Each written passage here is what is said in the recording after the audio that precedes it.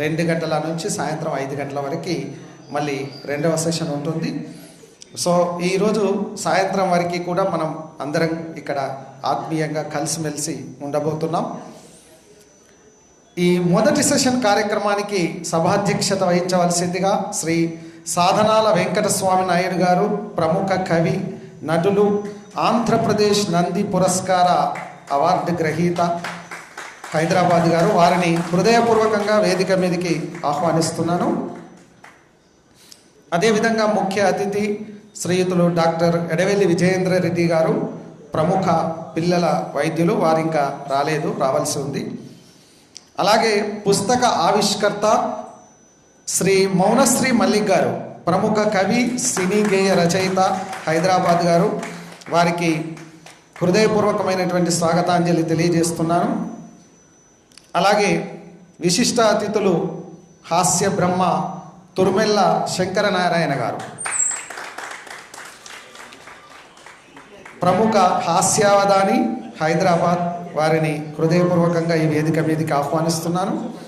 అట్లాగే డాక్టర్ గండ్ర లక్ష్మణరావు గారు, ప్రముఖ కవి, అవధాని, సాహితీ గౌతమి పూర్వ అధ్యక్షులు, కరీంనగర్, వారిని కూడా హృదయపూర్వకంగా వేదిక మీదకు ఆహ్వానిస్తూ, అలాగే గౌరవ అతిథి శ్రీ పొత్తూరి సుబ్బారావు గారు, సంపాదకులు, సాహితీ కిరణం సాహిత్య మాసపత్రిక, వారు కూడా రావాల్సి ఉంది.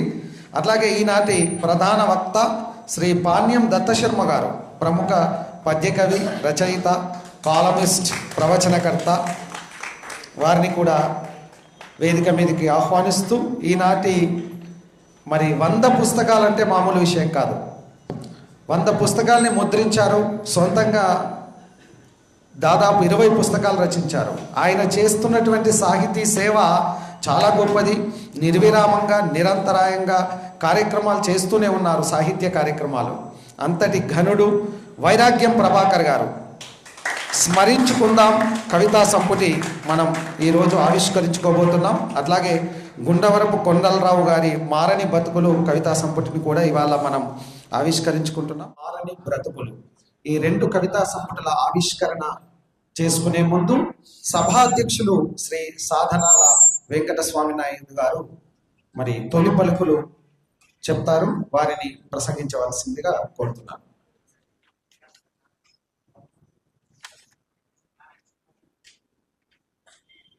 వేదికను అలంకరించిన అతిథులకు, ఈరోజు ఈ కార్యక్రమానికి విచ్చేసిన కవులకు, కళాకారులకు, సాహిత్యాభిమానులకు సాదర స్వాగతం. భవానీ సాహిత్య వేదిక కరీంనగర్లోనే కాదు, ఉభయ రాష్ట్రాల్లో కూడా ఎంతో పేరు ప్రఖ్యాతులు సంపాదించిన సంస్థ. ఒక సంస్థ ఈ స్థాయిలో, అంటే 100 పుస్తకాలని ప్రచురించే స్థాయిలో ఎదగడం అనేది అది మామూలు విషయం కాదన్న సంగతి ఇక్కడ ప్రతి ఒక్కరికి తెలుసు. ఎందుకంటే ఒక పుస్తకం ప్రచురిస్తేనే ఎన్నో వ్యయ ప్రయాసాలు కూర్చి మనం ఆ పుస్తకాన్ని ఆవిష్కరించుకుంటాం. అలాంటిది 100 పుస్తకాలని ప్రచురించి ఈరోజు 100వ పుస్తకం ఆవిష్కరణ సభ, పురస్కారాల ప్రదానం, కవులకు సత్కారం చేయడం కోసం ఈ కార్యక్రమాన్ని శ్రీ వైరాగ్యం ప్రభాకర్ గారు ఏర్పాటు చేయడం అభినందనీయం. ప్రభాకర్ గారు చాలా డౌన్ టు ఎర్త్ అంటుంటాం, చాలా సీదా సాదాగా. అరే, కార్యదీక్ష దక్షుడు ఎలా ఉంటాడు అలా ఉంటాడు మా ప్రియమిత్రుడు వైరాగ్యం ప్రభాకర్. ఒక నిబద్ధత, ఒక నిజాయితీ లేకపోతే కార్యక్రమ నిర్వహణ అనేది చేపట్టడం చాలా కష్టం అన్న సంగతి మనందరికీ తెలిసిందే. ఆ నిబద్ధతతో ఈరోజు ఈ కరీంనగర్ని ప్రతి ఆదివారం కనీసం నెలకో కార్యక్రమంతో మన ముందుకు వస్తుంటారు ప్రభాకర్ గారు. అంతేకాదు ఎంతో మంది సాహితీవేత్తల్ని, అలాగే యువ సాహితీవేత్తల్ని ఈ వేదిక ద్వారా పరిచయం చేసి ప్రోత్సహించడం అనేది మరో గొప్ప విషయం. ఎన్నో సంస్థలు ఉంటాయి, అవి కొద్ది రోజులు మాత్రమే నడిచి కొన్ని కార్యక్రమాలు చేసి తర్వాత కనుమరుగైపోతుంటాయి. ముఖ్యంగా కవి అయినా, కళాకారుడైనా, ఒక సంస్థ నిర్వాహకుడైనా దాని మీద వారికి ఎంతో అమితమైన ప్రేమ ఉంటే తప్ప ఇలాంటి కార్యక్రమాల్ని నిర్వహించలేదు. అంతేకాదు, ఆయన అందరినీ కూడా ఆత్మీయంగా ఆలింగనం చేసుకుంటాడు. ఈ సుగుణం చాలా మందిలో మనకి కనపడదు, కనుమరుగవుతుంది. మనందరికీ తెలిసిన విషయాలే. సాహిత్య రాజకీయాలు అనేక ఉంటాయి. ఆ సభకు వెళ్తే ఈ సభకు రారు, ఈ సభకు వెళ్తే ఆ సభకు వెళ్తారు. ఇలాంటి అనారోగ్యకరమైన వాతావరణం అంటారు. సాహిత్యానికి ఇవన్నీ ఎందుకు అవసరమా? నేనైతే ఖమ్మంలో వికాస వేదికని 15 ఏళ్ల నుంచి నేను నిర్వహిస్తాను. ఒక సంస్థ నిజాయితీగా నిబద్ధతతో నడిపితే తప్ప అది ముందుకు నడపలేమని ఇందాకే చెప్పాను. అటువంటి చక్కటి ప్రణాళిక ఒకటి ఉండాలి. అందరినీ ఆకట్టుకుని, అందరినీ ఒక చోట చేర్చి సభని విజయవంతంగా నిర్వహించే నిర్వహణ దక్షత ఉండాలి. ఇవన్నీ మా వైరాగ్యం ప్రభాకర్లో ఉన్నాయి. నిజంగా ప్రభాకర్ మాట్లాడుతున్నప్పుడు నాకు అనిపిస్తూ ఉంటుంది, మనుషులు అంటే ప్రతి మనిషిలో కూడా పైకి కనిపించే మనిషి ఉంటాడు, లోపల ఇంకోటి యాక్ట్ చేస్తూ ఉంటాడు. అజ్ఞాత శక్తులు ఎన్నో ఉంటాయి. ఇక్కడ ఒక హాస్యబ్రహ్మ కూర్చున్నాడు. ఆయన ముందు ఏ ఉపన్యాసమైనా అభాస్యం అయిపోద్దని భయం నాకు. అందుకని ఎంత తక్కువగా మాట్లాడితే అంత బాగుంటుంది. సభాధ్యక్షుడు ఎప్పుడు కూడా ఎక్కువ మాట్లాడకూడదు అనేది నా నియమం. అందుకే బహుశా నన్ను సభాధ్యక్షుడిగా పెట్టుంటాడని నేను అనుకుంటున్నాను. అయితే కొన్ని విషయాలు చెప్పాలి కాబట్టి సభ ప్రారంభంలో సంప్రదాయంగా నేను ఈ విషయాన్ని చెప్తున్నాను. ఈరోజు మనకి చాలా కార్యక్రమాలు ఉన్నాయి. త్వరగా కార్యక్రమం నిర్వహణ జరగాలి కాబట్టి మొట్టమొదట దీప ప్రజ్వలనం అంటుంటాం, కానీ నారాయణ రెడ్డి గారు ప్రకాశనం అంటాడు. ఆయనకి ఎంత కోపం వచ్చేదంటే, ఎక్కడ తగలబెడుతున్నావు నువ్వు, ప్రకాశనం అనాలి అంటుంటారు. అందుకని కొన్ని పదాలు సరదాగా నేను అప్పుడప్పుడు మధ్యలో ఇలాంటివి చెప్తాను. అందుకని ఆ విధంగా ఆ కార్యక్రమం అయింది. ఇప్పుడు ముఖ్య అతిథి రావాల్సి ఉంది.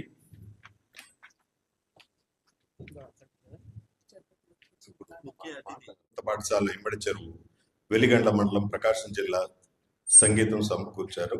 కేబి శర్మ గానం చేశారు.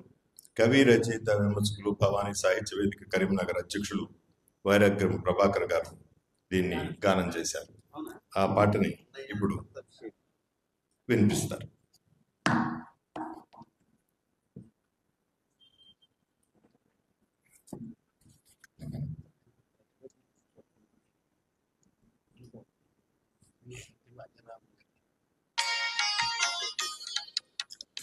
భవానీ సాహిత్య వేదిక కరీంనగర్ పై అభిమానంతో ప్రకాశం జిల్లా వెలిగండ్ల మండలం ఇమ్మడి చెరువు ఉన్నత పాఠశాలలో ఉపాధ్యాయులుగా పనిచేస్తున్న పి ఉమాపతి గారు అందించిన గీతం. సంగీతం కేబి శర్మ గారు, గానం డాక్టర్ వైరాగ్యం ప్రభాకర్.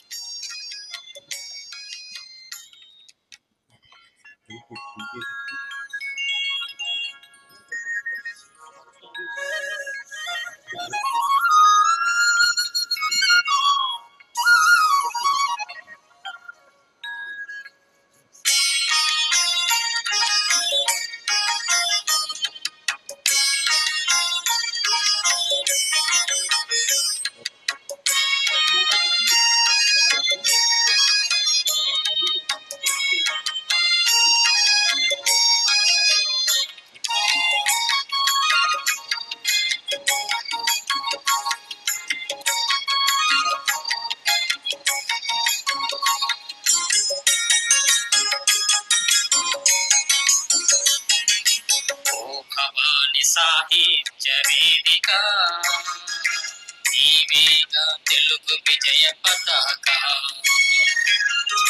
భవాని సాహిత్య వేదిక నీవేగా తెలుగు విజయ పతాక తెలుగు పంచ ప్రాణానివి నీవేనమ్మా తెలుగు పంచ ప్రాణానివి నీవేనమ్మా తెలుగు స్వప్న సౌధానివి నీవేనమ్మా తెలుగు స్వప్న సౌధానివి నీవేనమ్మా ఓ భవాని సాహిత్య వేదిక నీవేగా తెలుగు విజయ పతాక నీవేగా తెలుగు విజయ పతాక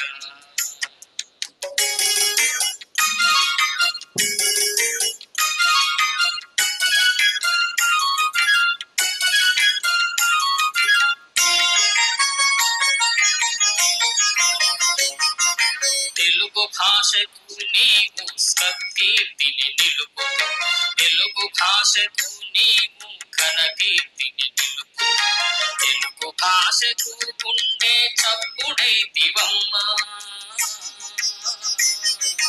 తెలుగు భాషకు ఉండే చప్పుడైతివమ్మా తెలుగు భాషకు కంటి వెలుగువైతివమ్మా తెలుగు భాషకు కంటి వెలుగువైతివమ్మా ఓ భవాని సాహిత్య వేదిక నీవేగా తెలుగు విజయ పతాక నీవేగా తెలుగు విజయ పతాక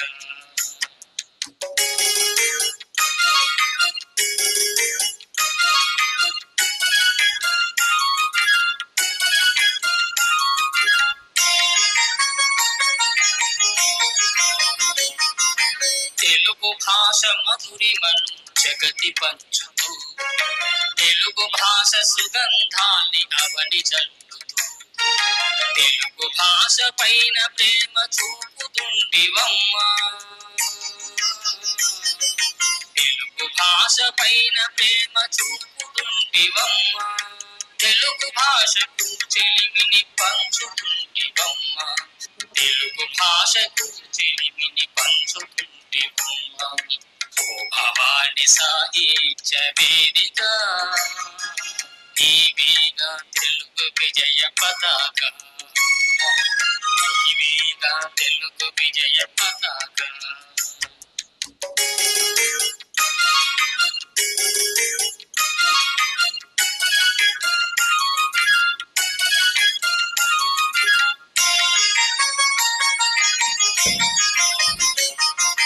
తెలుగు భాష పెదవులపై చిరునవ్వును నిలుపు తెలుగు భాష భూము పైన చిరుకాంతిని నింపు తెలుగు భాషకు నీవు తోడువైతివమ్మా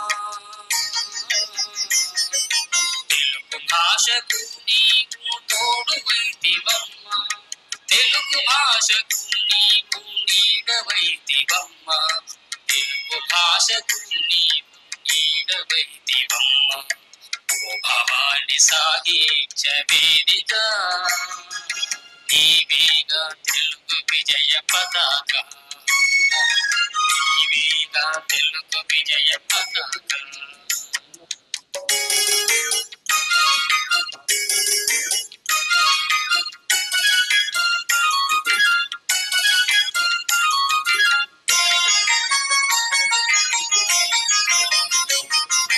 తెలుగు పారిజాతాలను పూయించుతూ తెలుగు సాహితీ సిరులను పండించుతూ తెలుగు భాషకు నీవు కలిమివైతివమ్మా తెలుగు భాషకు నీవు కలిమివైతివమ్మా తెలుగు భాషకు నీవు బలిమివైతివమ్మా తెలుగు భాషకు నీవు బలిమివైతివమ్మా ఓ భవాని సాహిత్య వేదిక నీవేగా తెలుగు విజయ పతాక నీవేగా తెలుగు విజయ పతాక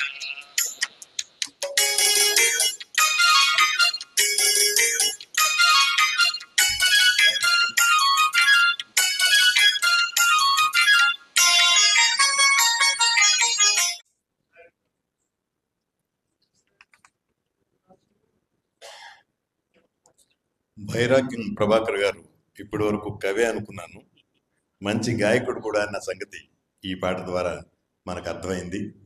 చక్కటి గీత రచన చేయడమే కాదు, చక్కటి గానం చేసిన ప్రభాకర్ గారు కూడా.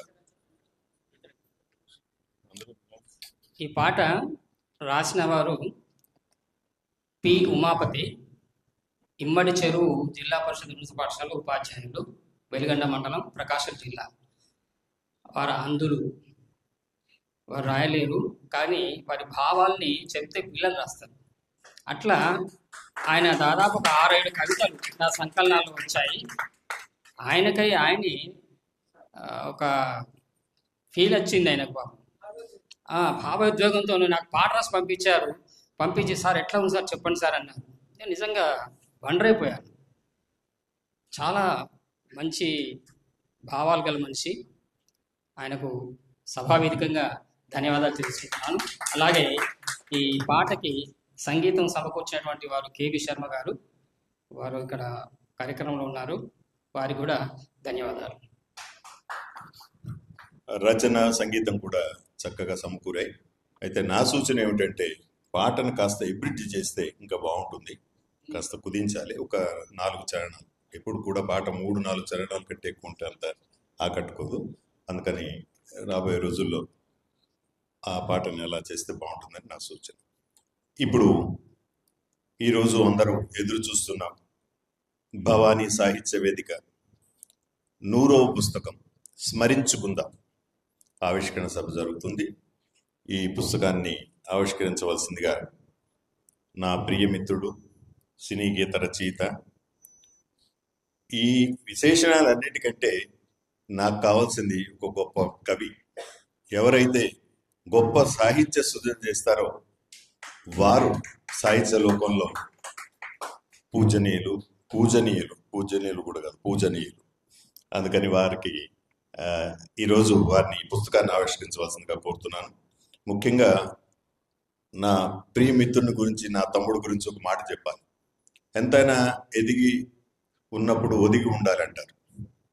మౌనశ్రీలో ఆ లక్షణం సంపూర్ణంగా ఉంది. అందుకని ఈరోజు ఇలా ఉన్నాడు, వెలుగుతున్నాడు.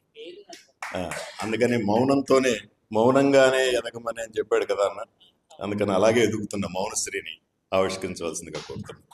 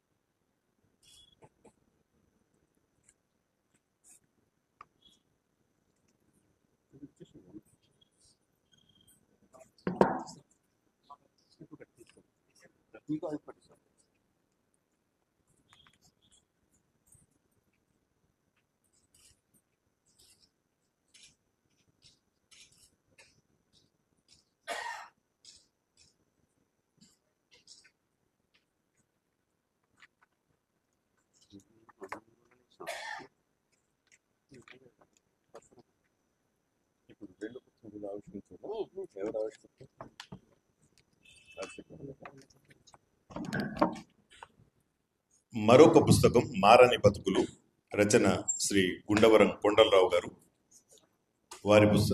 వారి శ్రీమతిని, వారి కుటుంబ సభ్యుల్ని కూడా వేదిక మీదకి రావాల్సిందిగా ఆహ్వానిస్తున్నాను. ఈ పుస్తకాన్ని హాస్య బ్రహ్మ తురిమేళ్ల శంకరనారాయణ గారు, తురిమేళ్ల అంటే మళ్ళీ అక్కర్లేదుగా, హాస్య బ్రహ్మగానే మనందరికీ పరిచితులైన శంకరనారాయణ గారు ఈ పుస్తకాన్ని ఆవిష్కరిస్తారు. వారిని ఆశ్రయించవలసిందిగా. ఇక్కడ చెంగుగా ఉన్నది. లేదు, ఇక్కడ పర్లేదు. అనుభవ సారి వేరే వాళ్ళకి అవకాశం ఇస్తారేమో.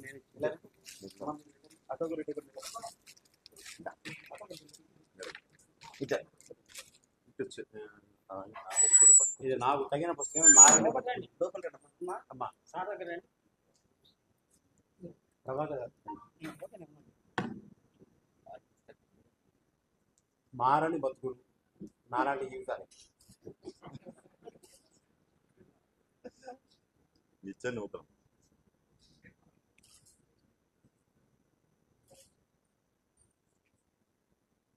నాయన తేడాగా ఉందా, తీసావా? నా మొహం లాగే ఉంటుందా? ఇంకొకటి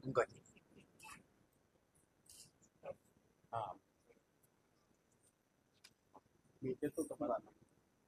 ఇవ్వండి సార్, ఇవి దాని గురించి ఎవరు మాట్లాడతారు? మీరు తీసుకోండి.